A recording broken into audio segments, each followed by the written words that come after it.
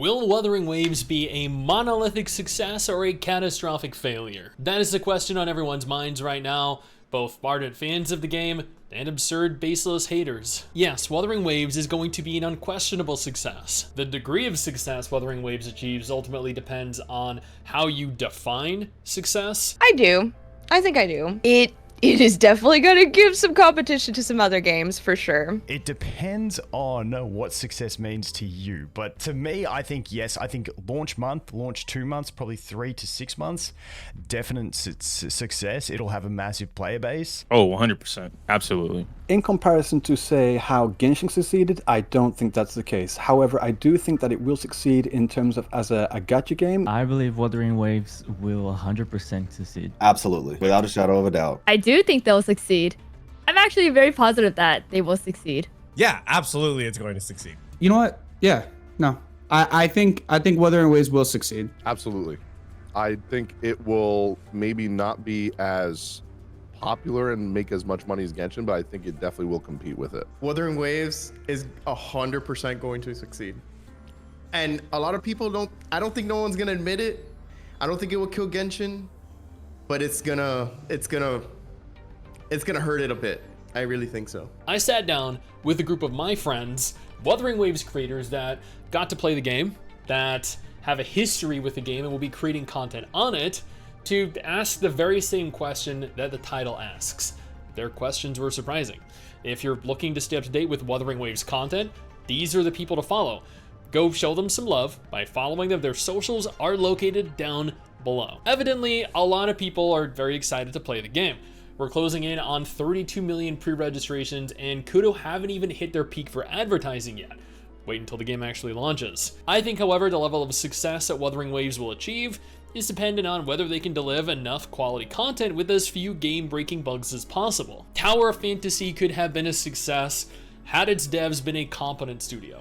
Kudo, on the other hand, have proven themselves with Punishing Grey Raven, at least after the first several months of release, that they not only know what they're doing, but they're efficient and they care about their community. This is what separates both Honkai, Star Rail, and Genshin Impact. One game cares about their community, the other doesn't, and as long as that care is evident in their work, I think Kudo have a big hit on their hands. But let's go ahead here and see what everyone else has to say. It's got really great advertising. That was one thing that I've noticed among all the other gacha games, because there's been so many gacha games that has come out recently. However, Wuthering Waves sets themselves apart because of their marketing and advertising, and they're like trying to target a certain gaming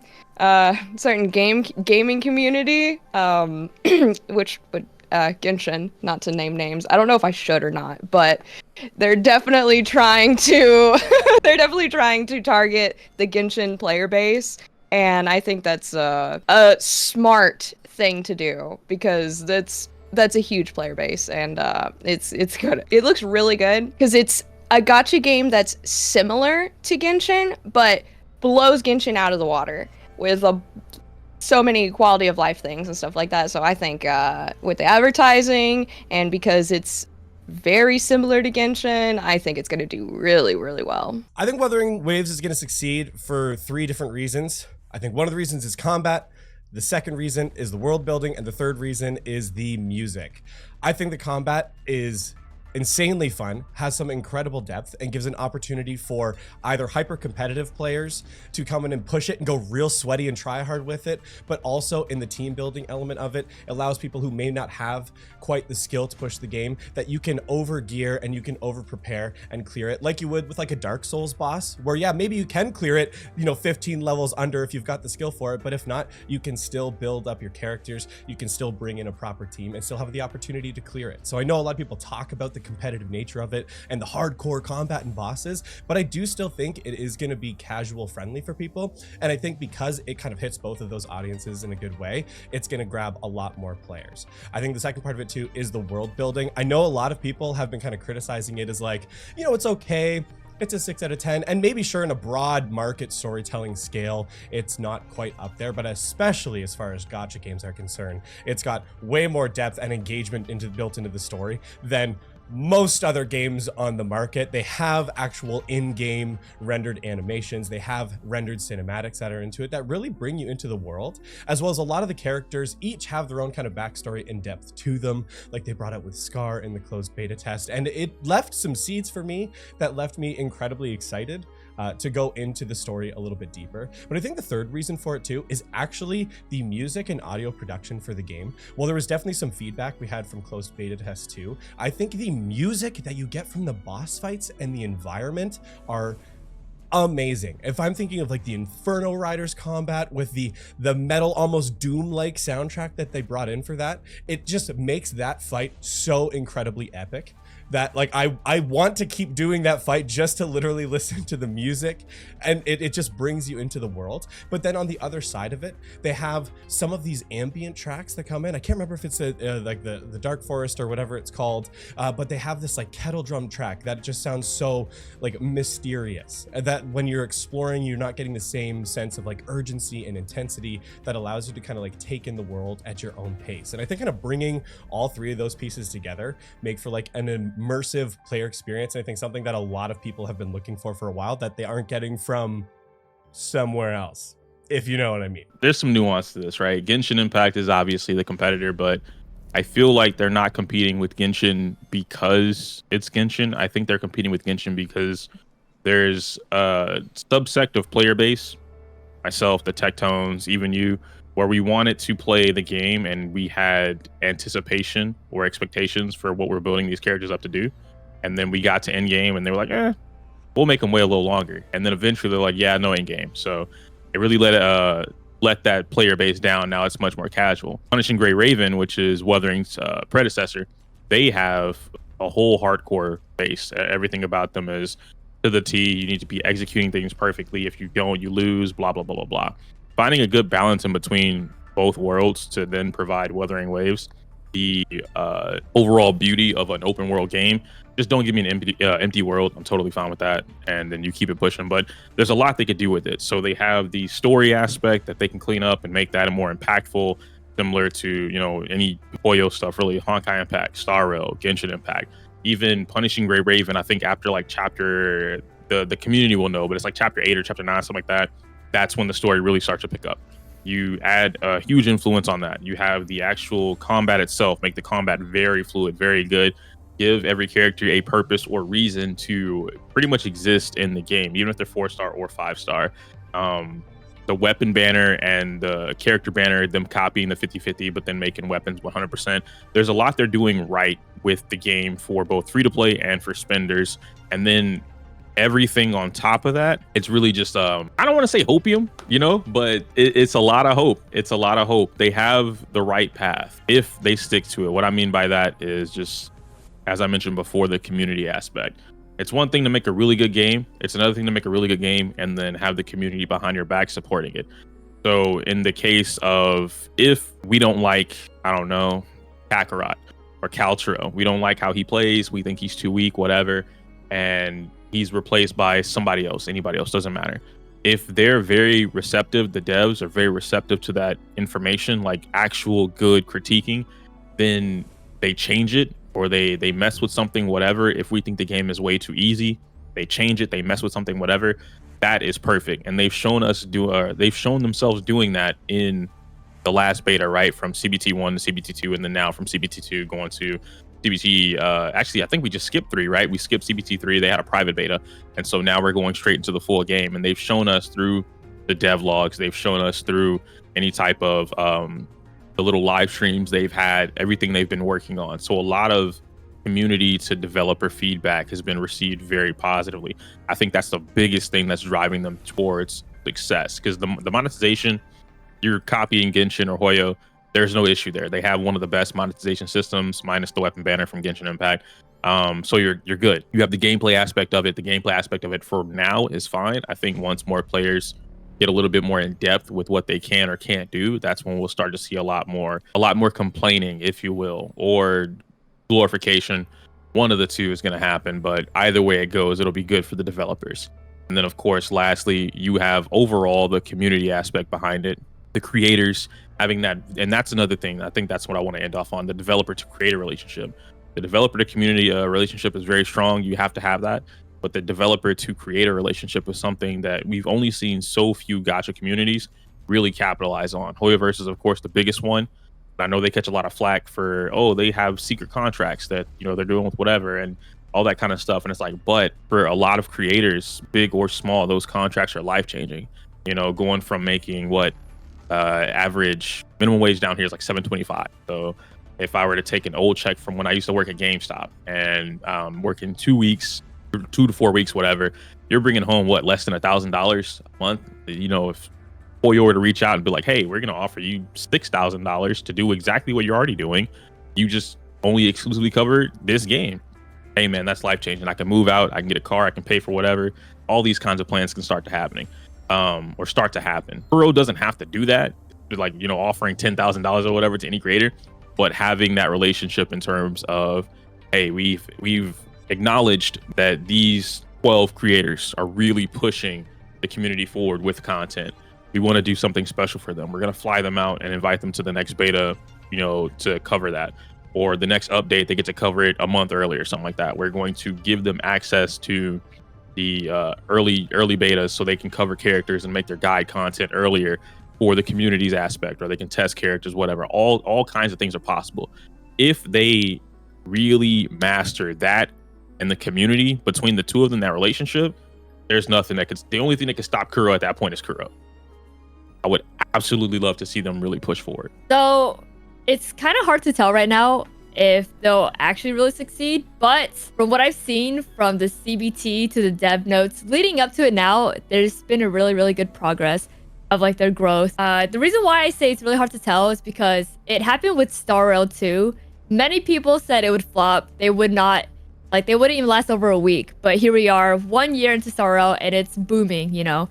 And so another thing was also like Blue Protocol. Many people thought it would dominate the gacha scene, but here we are once again. Blue Protocol is not really here to be heard, so it's a little early to tell. But leaning more into the ideas that I mentioned about the devs, from the first beta to the second one, the changes that they made was like huge. And then not only that, from the CBT2 to the dev notes, that was only like 2 months in between, and they made all that changes.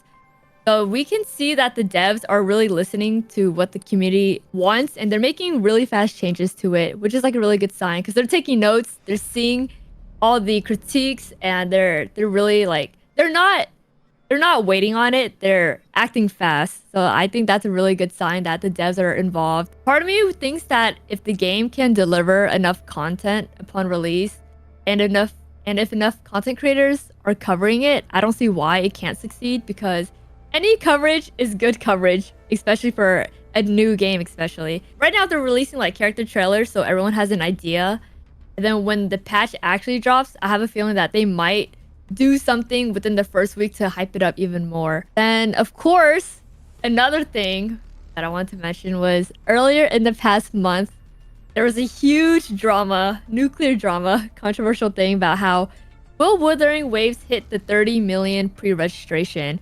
And it concerned a lot of people, because then they're like, oh my god, it probably won't even hit it. But it's funny because I checked the website right before this call, and it is currently at 29 million. So we're about to hit the 30 million mark.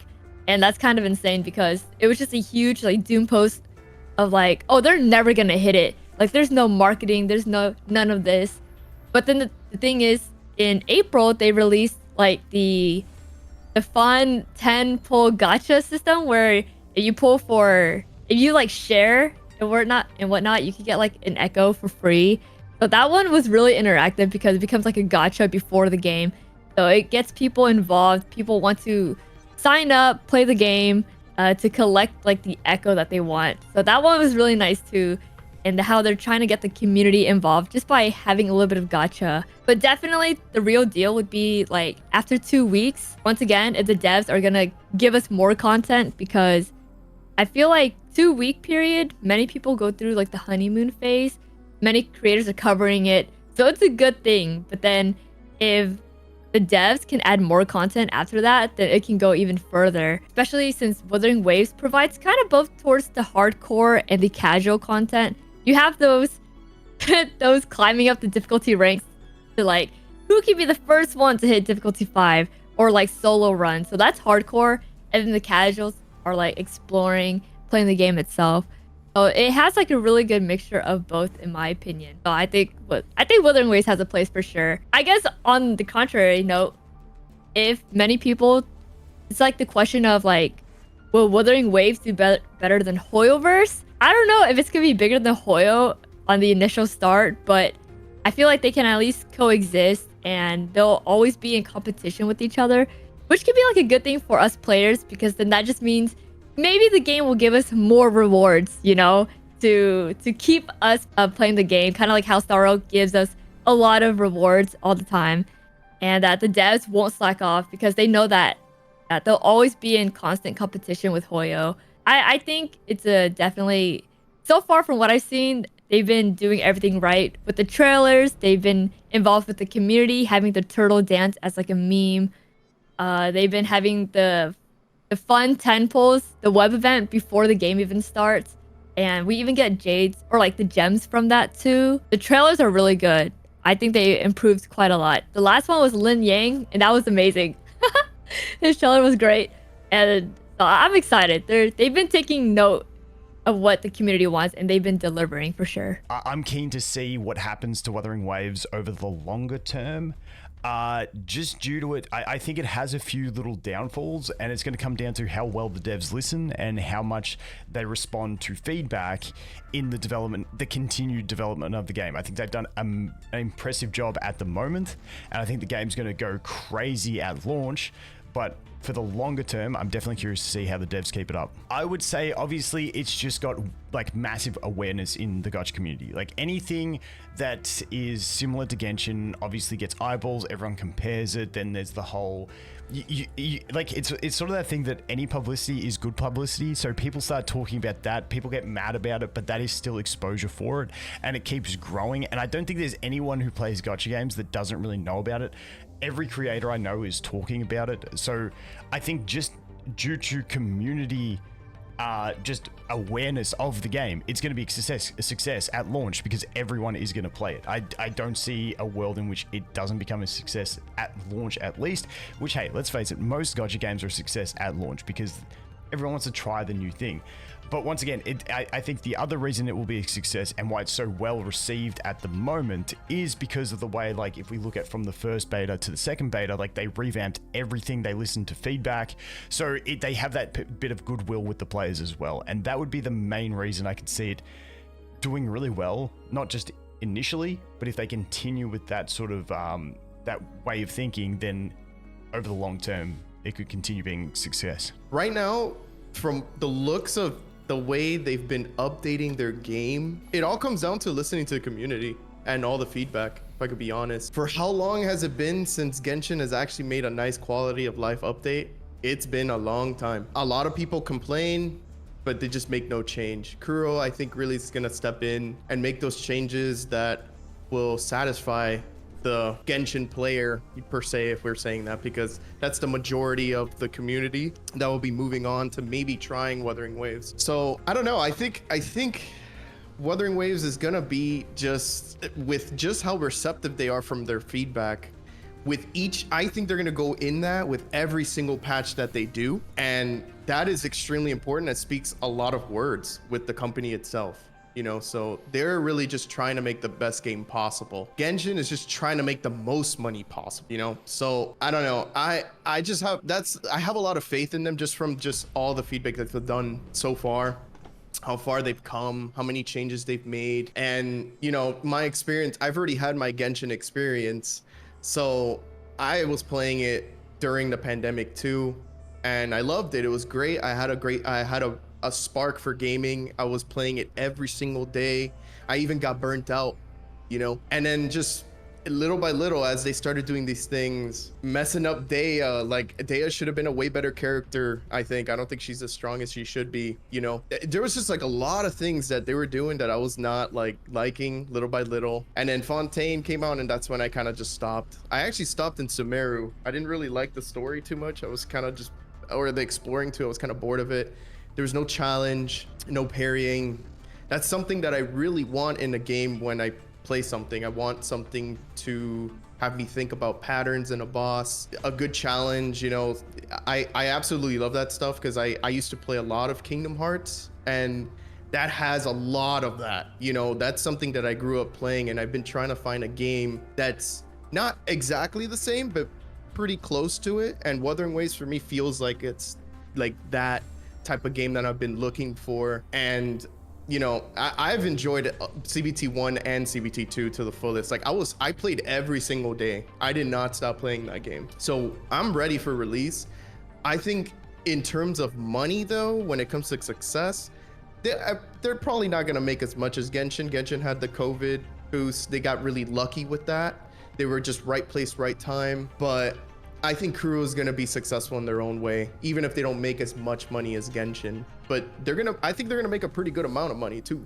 Like, I think we might even be surprised on the actual revenue. I think we're going to be very surprised on how much money they can actually make. I've had this question come up a couple times in just the community. It seems like a big concern for them. The thing that I would say is a lot of people don't really realize what it means to succeed. Success can look different for a lot of different people. We could take the idea, I like to use this analogy of Fortnite, right? Fortnite is a huge game, you know, monolith, you know, in its space. However, Valorant, Call of Duty, Apex Legends, so forth and so on, all of these games are very successful games. And so just because a game isn't Fortnite doesn't mean it's not successful. Oftentimes we see games like, you know, Genshin Impact, if we were to just be honest. That's the game that most people compare to, and they consider that the pinnacle of success. And so if it's not Genshin, then it doesn't succeed. And I would just say that analogy that Wuthering Waves doesn't have to quote unquote beat Genshin to be successful. Like literally they could take half or a quarter of the earnings that Genshin had and still be successful. However, I'm sure that's not the answer that most people want to hear. Most people want to get the nitty gritty stuff. So there's a couple of reasons why I think that Wuthering Waves will succeed. And in all reality, and I would encourage anybody who's questioning this in their mind, you could take every single system that Genshin has. Wuthering Waves does not have a single system that Genshin doesn't have. In fact, it actually has more. Like you could do a tally. The only system that Wuthering Waves does not have as of right now from the beta is a teapot system, i.e. a dorm. However, Punishing Gray Raven, which is their predecessor, has a dorm. Also, Genshin didn't even have a dorm when the game first came out. As a result, there's too many reasons when you stack everything up. Like they have events, they have an open world, they have really cool characters. Obviously that's subjective, but nevertheless they have it. They have, just be honest, a more deep combat system.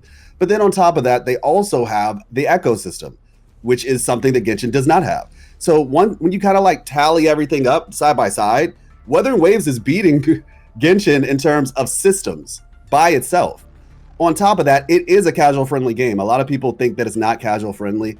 It very much is. Is there hardcore content? Absolutely. But like a smart developer, if I'm being honest, they understand that people are going to be like, there's going to be people who play their game who have never played Genshin or never played like possibly even a combat game. They might just be like, oh, Encore looks so cute, let me try it. Or, oh, Gian, he's so cool looking, let me give this a shot, you know? And so they're going to ease people in. A lot of people might compare it to Punishing Gray Raven saying, oh, it's not hard enough. It's like it needs to progressively ramp up. Like if you think about it from a business perspective. So like I said, there's just when you stack the two together, it's very hard. It's kind of honest. It's hard for it to fail. Like if we're being honest. Now, obviously there's going to be the people who doom post and, you know, go review bomb just because, you know, they, for whatever reason, find joy in that.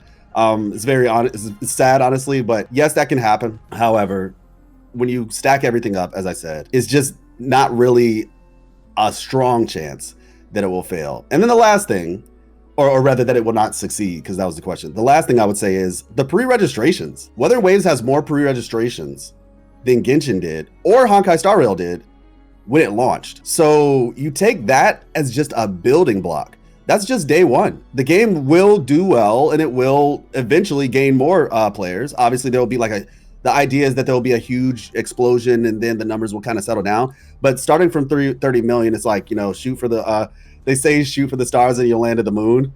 And then the dude from The Office would say false. Because like in reality, you know, you'll hit the moon first. You shoot for the, yeah. Technically, yeah.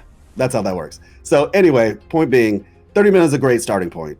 And so like it honestly, in my opinion, it's a non-issue. So mainly I think it will succeed because of its take on combat and just its playstyle as a whole. It just feels a lot different than other games I've played in the past. Everyone's just so used to like the Genshin Impact feel of things, and I feel like Wuthering Waves' spin on things will just change things up and dice things up differently. In that sense, I just feel like it's something to be added on. I don't think it would like completely like there's no question that it's gonna like destroy Genshin. That's not really what I'm saying for the most part. What I'm saying is it's gonna help players that want something different. I know when I played it, it was very fun. It definitely felt different than Genshin, and it was easier to get attached to for me as a player personally. Yeah, pretty much. I think it's just the difference. It just provides something that I'm just not getting from another game. Not only, I see a lot of people saying that it's only going to cater to the hardcore audience. That could not be further from the truth. PGR, for example, their other game, also casual, caters to casuals as well. They got ways for you to waste and dump your stamina really fast. They got really easy casual events, outfits for your, like skins for your characters. The story in Wuthering Waves, from what I played from the updated version, is really good. Animation's really good. Voice acting's very good. Character quest was really good. Exploration was amazing. So I think that there's things in the game that the casual audience will very much enjoy. And even like the roguelike mode is pretty easy. They have an MOC variant like from Star Rail or like Spiral Abyss variant that's in the game that was pretty similar to like all the other games. So if you can do that as a casual player in those games, you could definitely do it with Wuthering Waves. And then they also have like for the hardcore players, if you want to shiny hunt your echoes, or if you want to just infinitely farm echoes all day because you don't have to waste stamina on bosses or anything like that, or you can go into your friends' worlds and farm their echoes. You can just keep farming them to try and get the best stats possible. And then they also have the hologram fights, which is like the super hardcore, like Dark Souls-ish boss fights where you could get one tapped if you don't parry a combo string from the boss successfully and stuff like that.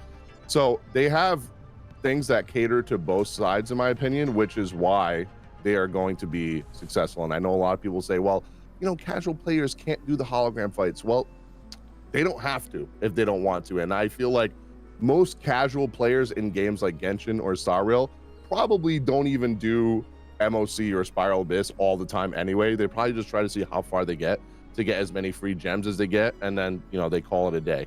So I think that Wuthering Waves caters to both. And not only that, but they also do things that other games don't, like probably going to have skins in the game. The co-op is actually, viable, unlike Genshin. And Genshin, I would rather just play by myself because it actually takes longer, waiting for people and queuing up and stuff. So yeah, I think it's going to surprise a lot of people how actual casual it is, because it seems to have this cloud over it where people like, oh, only hardcore like Dark Souls players are going to like this game. I think that couldn't be further from the truth. There is the quality of the game itself is actually quite high, and there's a lot of interest in it, particularly with how Genshin has brought such a game to the wide masses. I think there's a bigger audience for it now, so I think it would do better being released now in the wake of Genshin compared to how it would have done if Genshin hadn't existed. From what I'm seeing over here in Japan, whenever I talk to someone and I say, oh, there's this new game coming out soon, have you heard of it? A lot of people haven't really heard of it, particularly I live more in the countryside, so I guess that's mainly an issue with where I live. But there has been a big push in Japan for ads for Wuthering Waves, particularly around the Tokyo Akihabara area. However, I think that's kind of localized, so people are in the area. There's also a lot of ads that are still up there, also for Zenless Zone Zero as well, so they're already competing for ad space there. But there is a lot of interest. I've seen a lot of interest on Twitter and on the Japanese version of 4chan called Nichan and Gochan. There's like 2 and 5. And there's a bit of a mix as well. I've seen some people saying that they're really interested and they're really liking it, but I've seen some people saying that it's a little bit too similar to Genshin, and they're thinking that if it looks too similar, and this is mainly a problem with advertising, that if it looks too similar, even though we might know that it's fundamentally different and it plays differently, if it looks too similar in the advertising, even if it is different, if it looks the same, people are going to think that, well, what's the point? Why would I switch if I've already spent so much time doing this? And if I've already experienced this, why would I want to go to that? So they need to make a big push, and they need to put more emphasis on what makes Wuthering Waves more special, what makes Wuthering Waves different. And I have seen something like that. On Twitter, there was something that they just recently posted where they were saying, like side by side of Wuthering Waves and other open world gacha game. And they have Wuthering Waves, which is using their grappling hook to like speed through the land, get out of the water, where you've got this other one on the other side, which is like slowly like doggy paddling through the water and taking so much time. So they really need to push more like what makes Wuthering Waves different, and particularly with the combat, the movement, and the animations and that sort of thing. If they can really push that, I think they'll do well. Again, as it stands up to this point, it does look a little too similar in terms of promotion. I mean, there's only so much you can really show in a video that you can show in a photo, in a picture, in a poster. Another thing I noticed as well is that a lot of people think, again, this is another split. I've seen on, like I said, on the 5chan board that the design, I don't know, maybe it's just like a troll, maybe it's just an issue of me looking at that particular space. They say that the design looks like it would be more suited to like over 40s. For some reason, I'm really confused, and they think the design looks, the designs of the characters look like they're aimed more at the older audience, which, I mean, I'm an older guy, so that suits me just fine. But I'd wonder if it'll do well with the younger audiences. So I'm a little unsure about that. But like I said, I think it will do well compared to other gacha games, particularly in the wake of Genshin, and with Genshin bringing so many people into this space and like playing these games, and with the growing discontent with Genshin, I think a lot of people will be looking for a new avenue to go through. Like a lot of people have migrated from Genshin to say like Honkai Star Rail, but Honkai Star Rail is fundamentally a very, very different game, and there's still that itch that people want. People want an open world exploration adventure game, and I think Genshin could definitely fill that niche. So yeah, I think it will do well. I think it will do well, but maybe not as much as a lot of us may hope it will. There's a lot of things that are working against it that it needs to overcome for it to really to come into its own, if that makes sense. It needs something that people can see at a glance, and they'll be able to see like, okay, this is what makes Wuthering Waves Wuthering Waves. This is what makes it different from the other games I've played so far. If it doesn't have that, if it doesn't show that, then it will be like, it could take a while. It needs something that really shows that what makes it different. The reason why I think Wuthering Waves will succeed is because it's something like we haven't seen anything like this in the gacha space. All these other gacha games we have so far, including all the open world gacha games, they have like a recipe for you to beat any content, right? You build this character this way, you do this rotation, you build this team, and you can beat this content, that content, everything in the game. But with Wuthering Waves, you can do that, but if you don't learn how to play, how to dodge, how to parry, you're not actually gonna beat the game. So it's a skill-based gacha game, open world. It's something that, despite what a lot of people are trying to seem like in the internet, like it's just a copy of this game and that game, it is not. It's a very unique game with a very unique gameplay style. If you see PGR, for example, Kuro Game's other game, it is a game that it's not so popular, but it's still going on with a very dedicated fan base, because it is just, there's nothing like it. If you stop playing PGR and say, I'm gonna play something similar, you're just not gonna find it. And Wuthering Waves, it is the same thing. For people who like the gameplays that are challenging, there's nothing like that. There's nothing like Wuthering Waves. So that's the reason why I think it will succeed and will actually last a long time in the industry.